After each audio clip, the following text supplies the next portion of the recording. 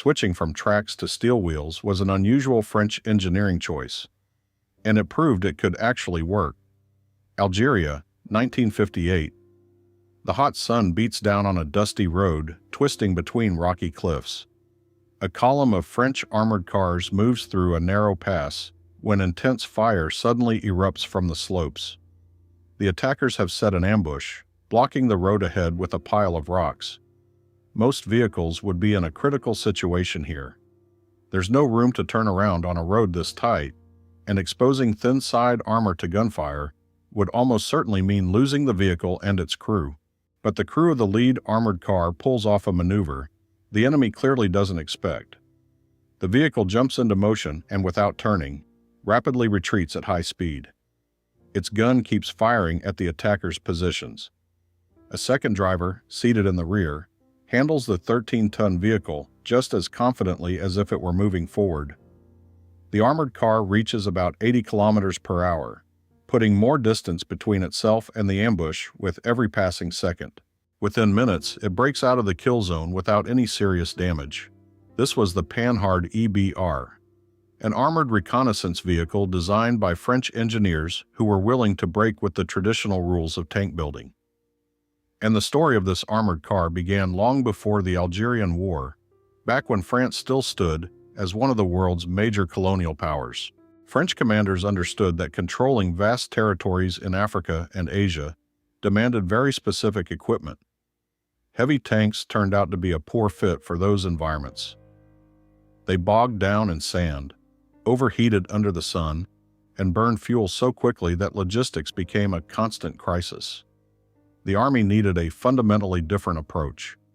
What it wanted was a fast, durable vehicle that could cover long distances and still bring enough firepower to crush resistance when it had to.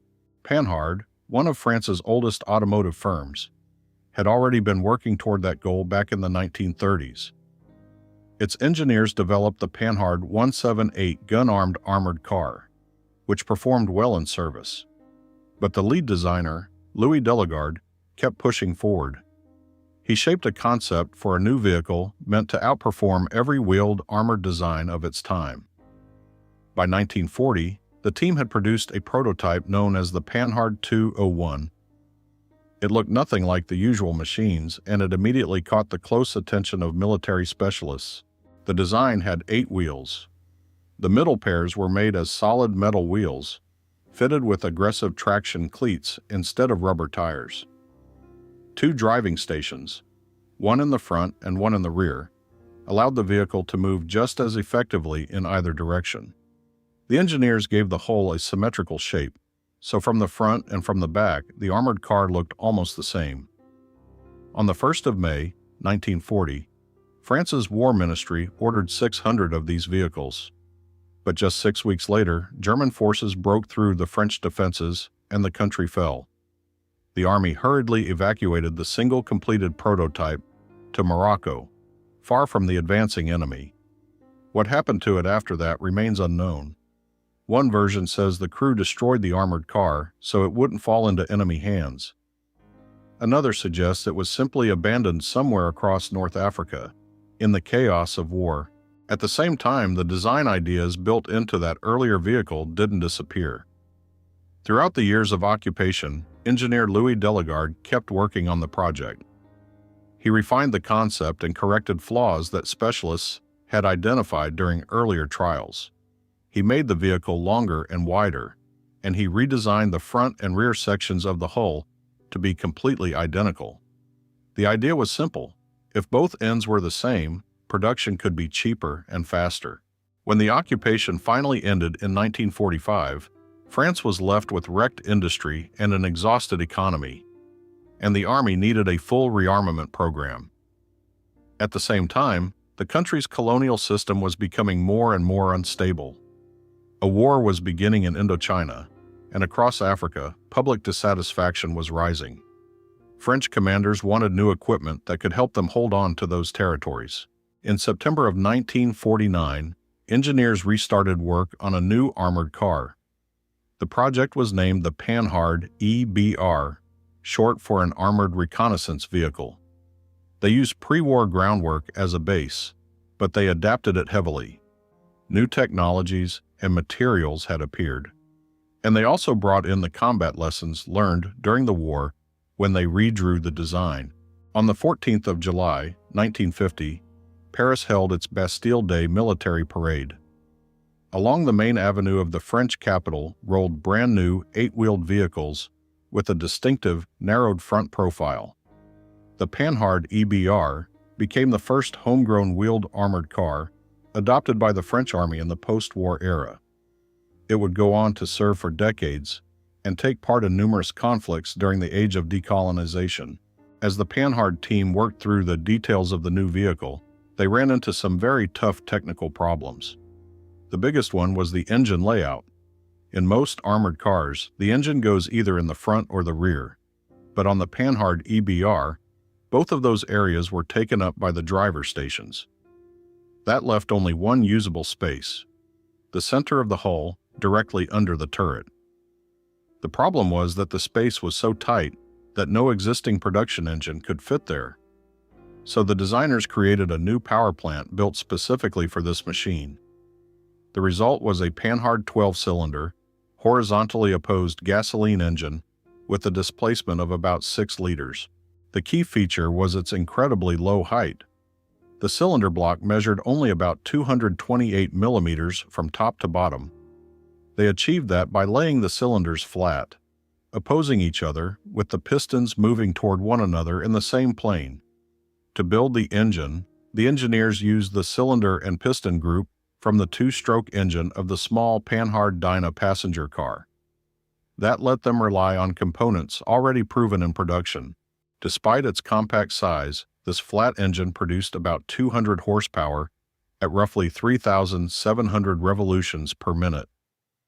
For an armored vehicle in the early 1950s, that was enough to deliver strong power-to-weight performance with a combat weight of around 13.5 tons.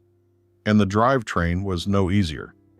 The engineers had to transmit torque to all 8 wheels, and the vehicle needed to perform just as effectively in reverse as it did going forward. The engineers chose a side-drive transmission layout, a system that sends power from the engine, not through the axles, but along the sides of the vehicle. Through a compact multi-disc clutch, torque went into the gearbox, or more precisely, into 2 gearboxes at once. The designers combined them into a single unit in an offset, non-coaxial arrangement. That second gearbox did several jobs at the same time. It worked as a left-to-right differential with a locking feature, a transfer case, and a reversing mechanism for changing the direction of travel. This side-drive approach had a major advantage. It helped prevent the wheels on one side from spinning uselessly, which can make or break mobility off-road. The layout also allowed the vehicle to use just one differential instead of several. But it came with drawbacks too. It made the whole drivetrain more complex, and it reduced overall efficiency because there were so many angled gear drives and meshing gear pairs. Inside the transmission, the direction of torque changed several times. First, the output shaft of the first gearbox turned at 90 degrees. Then it moved into shafts running along the sides of the hull toward the front and rear wheels. And finally, the wheel drives themselves changed the direction again right at the end. The shape of the armored hull made the vehicle recognizable at a glance. The front armor plates were set at a double angle, creating a distinctive 3-slope profile the engineers called a pike nose. At the tip sat a heavy piece of armor about 40 millimeters thick, the so-called jaw. At first glance, it seemed too small to offer serious protection since it covered only the driver's legs. But its real purpose was different, and far more important. It served as a structural member, tying the hull together and giving the whole vehicle the stiffness it needed. The armored hull was also fully symmetrical, both lengthwise and crosswise. In other words, the front and rear ends looked essentially identical. Each wedge-shaped end contained a complete driving station with a full driver's position. Each station had its own rectangular hatch for entry and exit, its own observation devices, and a full set of controls. That choice gave the Panhard EBR a lot of tactical flexibility. The vehicle could break contact fast because the crew didn't have to waste time turning around. The rear driver would simply take over, and the armored car could leave the danger zone at the same speed it had been moving forward. That mattered a lot for reconnaissance vehicles, which often operate away from the main force and run a high risk of walking into an ambush. The crew consisted of 4 men, a commander, a gunner, and 2 drivers. The driver sat at opposite ends of the hull and worked in shifts depending on the direction of travel. When the vehicle moved forward, the front driver drove while the rear driver watched what was happening behind. When the vehicle reversed, they swapped roles. Ground clearance on the Panhard EBR was about 406 millimeters, roughly what you'd expect from a high-mobility truck. That helped it handle rough terrain without scraping or smashing the belly on rocks and uneven ground. To improve steering control during high-speed turns, the engineers installed freewheel clutches on the front wheel shafts. They allowed the outer wheel in a turn to rotate faster than the inner one. The EBR's suspension and running gear also used some unusual solutions that were rarely seen in armored vehicle design. The engineers divided the 8 wheels into 2 categories that were fundamentally different from each other. The front and rear pairs used standard wheels with pneumatic tires and inner tubes, similar to what you'd find on ordinary trucks. The 2 middle pairs of wheels were where the EBR really broke away from convention. Instead of normal rubber tires, the designers fitted solid metal wheels made from an aluminum alloy with heavy, toothed traction cleats running all the way around. From the outside, they looked like oversized industrial gears. And that was exactly the point. These metal wheels were designed specifically for rough ground, open desert, sand, mud, rocky slopes, and all the unforgiving terrain that dominated large parts of France's colonies in Africa and Asia at the time. As the vehicle moved, those teeth bit deep into the surface and held on in places where standard tires would just spin, dig in, and sink. Another technical trick made the system even more versatile. The mechanism could lift the middle axles completely off the ground. On hard surfaces, paved roads, asphalt, or packed dirt, a lever system with a hydropneumatic actuator raised the metal wheels upward. In that configuration, the vehicle rode only on the 4 outer wheels, with pneumatic tires, and the effective wheel arrangement changed from 8x8 to 4x4. In that mode, the Panhard EBR could cruise on roads at car-like speeds. It also protected the road surface from being chewed up by steel traction teeth and kept noise levels down. When the vehicle transitioned back to off-road terrain, the driver moved a lever and the system smoothly lowered the middle axles until the metal wheels met the ground. Now the armored car rode on all 8 wheels, and ground pressure dropped to about 0.7 kilograms per square centimeter. That figure was actually lower than what many tracked vehicles managed, which meant a 13-ton machine could cross loose sand and muddy ground without bogging down. The lift mechanism for the middle axles also doubled as a springing element in the suspension. When the metal wheels hit uneven ground, the system absorbed impacts and gave the crew a smoother ride over broken terrain. At the same time, concentric springs supported the outer axle's wheels, giving them independent travel and further improving overall ride quality. All 4 outer wheels were steerable, turning in sync with the steering wheel. That gave this large vehicle impressive agility. Even though the hull length was about 5 meters and 54 centimeters, and overall length was roughly 6 meters and 15 centimeters, its turning radius was around 6 meters. It could pivot in an extremely tight space, which helped crews operate on narrow streets and winding mountain roads. At high speed on the highway, a special system locked out the rear steering mechanism. That prevented the vehicle from swaying and kept it stable on straight stretches. The front wheels continued to steer, while the rear wheels stayed centered. For its era, the EBR's speed was exceptional. Top speed on roads reached about 105 kilometers per hour, unusually fast for armored vehicles of the time. Most tanks then topped out around 40 to 50 kilometers per hour, but this armored car weighing close to 14 tons, could move faster than many passenger cars, and it could do nearly the same speed in reverse, which made it much harder for an enemy to chase down and cut off. On roads, its range was about 630 kilometers.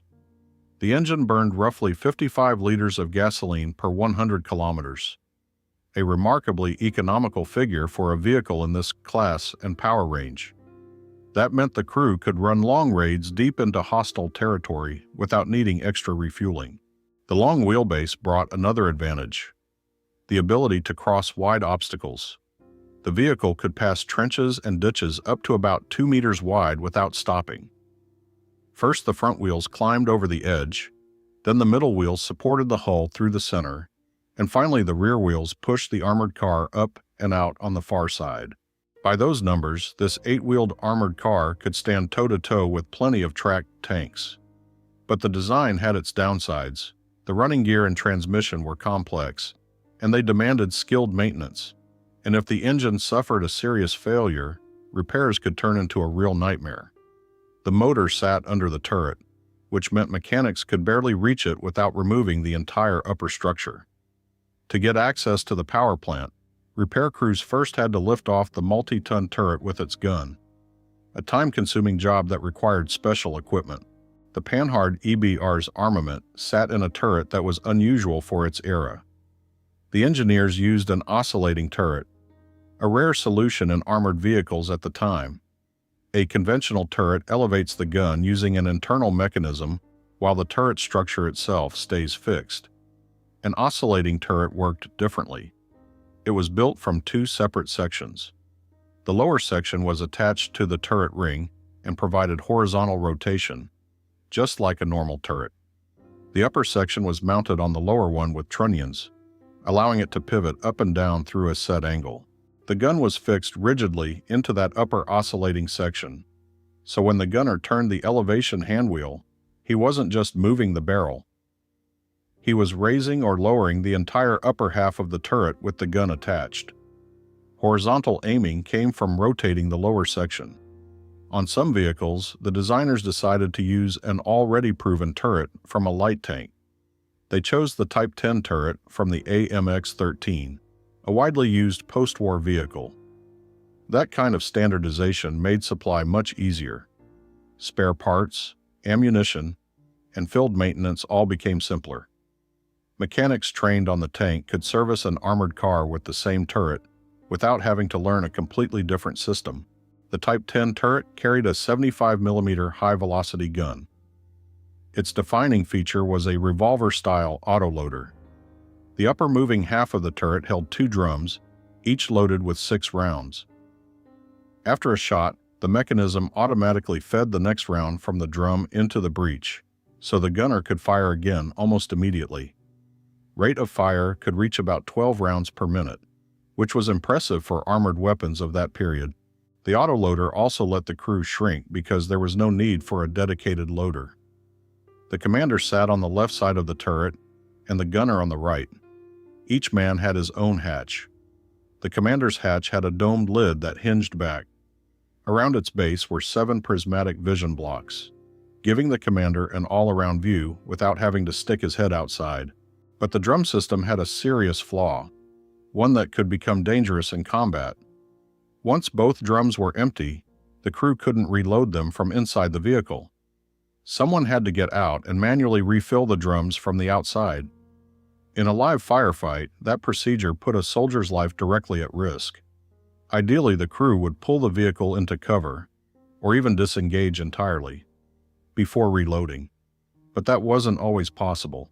Besides the Type 10 turret, Panhard also fitted another oscillating turret variant, known as the Type 11. It was simpler, lacked a rear bustle, and therefore had no autoloader. At first, this turret carried a 75mm gun with a shorter barrel, and later it was armed with a low-recoil 90mm gun. In this configuration, the crew was still 4 men, but instead of a gunner, it included a loader. Aiming the gun in this version was handled by the commander. Far more EBRs were built with the Type 11 turret, 836 vehicles, compared to 279 fitted with the Type 10. Clearly, the Army decided that the reliability of manual loading more than outweighed the advantages of a fast autoloader, especially when that speed came with such a risky reloading routine. In 1963, engineers modernized part of the fleet. They fitted the Type 11 turret with a new 90mm gun with improved performance. After that upgrade, the updated vehicle received the designation EBR-90. Mounting the new weapon reduced the ammunition load from 56 rounds to 44, but crews gained fin-stabilized heat rounds. Those shells could penetrate armor up to about 320 millimeters thick, which meant the vehicle could effectively threaten most tanks of that era. Alongside the main gun, the armored car carried three 7.5mm machine guns. One was coaxial with the main gun in the turret, so it could be fired and aimed together. The other two were mounted in the hull for close-range self-defense. Total machine gun ammunition amounted to about 2,200 rounds. Armor protection on the Panhard EBR was never exceptional, because the designers deliberately traded protection for speed and mobility. The frontal plates of the hull and turret were up to about 40 millimeters thick, while the sides were around 20 millimeters. That was enough to protect the crew from small arms fire and shell fragments, but it couldn't stand up to dedicated anti-armor weapons. And in fairness, French commanders never intended these vehicles to charge straight into head-on duels with enemy tanks. Panhard EBRs were built in series from 1951 through 1960. Over that period, manufacturers produced roughly 1,200 armored cars in different variants. And it wasn't just the gun-armed version. On the same chassis, factories also built armored personnel carriers for transporting infantry, as well as medical evacuation vehicles for pulling wounded soldiers off the battlefield. For many years, this family of vehicles formed the backbone of French Army reconnaissance units. From the beginning, the General Staff had a clear tactical niche in mind. French planners understood perfectly well that in a large-scale war, with heavy armor used en masse, the Panhard EBR would be extremely vulnerable. Its thin armor wouldn't survive hits even from relatively light anti-tank weapons, and the oscillating turret with a drum autoloader was simply too complex for sustained, high-intensity fighting. But for conflicts against opponents with light weapons and limited training, the vehicle was close to ideal. Its first major test was the war in Algeria, which began in 1954 and lasted 8 years. The insurgents relied on guerrilla tactics. They struck from ambush, mined routes, carried out sabotage, and then disappeared among the local population before regular forces could organize a chase. What they lacked in heavy weapons and professional training, they made up for with surprise and speed. And that was exactly the environment where the Panhard EBR could show what it was built for. When fighting small, mobile guerrilla groups, the key factors were quick reaction, maneuverability, and the ability to cover long distances without needing fuel. The EBR matched those demands.